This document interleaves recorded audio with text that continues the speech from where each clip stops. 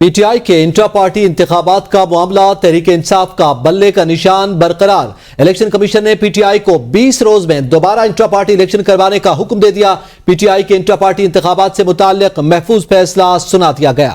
پی ٹی آئی وکیل بیرسٹر گوہر نے کہا chairman P T I election میں حصہ لیں گے۔ الیکشن کمیشن کے فیصلے کو ہائی کورٹ میں چیلنج کرنے کا اعلان بھی کر دیا۔ اسلام آباد سے دیکھتے ہیں ابراہیم عباسی کی یہ رپورٹ۔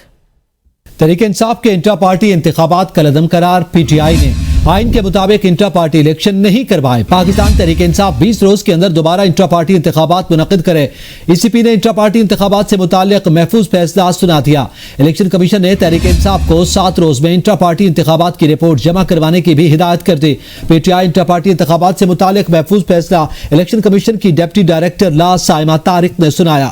وکیل پی ٹی آئی بیرسٹر گوہر نے کہا کہ الیکشن کمیشن کے حکم پر افسوس ہوا۔ حکم نامے میں انصاف کے تقاضے پورے نہیں کیے گئے۔ الیکشن کمیشن کے فیصلے کو ہائی کورٹ پہ چیلنج کریں گے۔ الیکشن ایکٹ کے مطابق آرٹیکل 62-63 کے مطابق جو ڈسکوالیفائی ہوں وہ الیکشن نہیں لڑ سکتا۔ خان صاحب کے آرٹیکل 62 اور 63 کی ڈسکوالیفیکیشن الحمدللہ نہیں ہوئی ہے، صرف ایک سزا ہوئی تھی، وہ بالکل غلط ہی سائبر کیس میں، وہ بھی ہائی کورٹ نے اس کے سینٹنس سسپینڈ کر دیا۔ ایسی سرکمسٹانسز میں الحمدللہ خان صاحب کوالیفائڈ۔ بیرسٹر گوہر کا کہنا تھا کہ chairman P T I election میں حصہ لیں گے۔ بلے کا نشان ہمارے پاس اور پی ٹی آئی کے چیئرمین خان صاحب ہی رہیں گے۔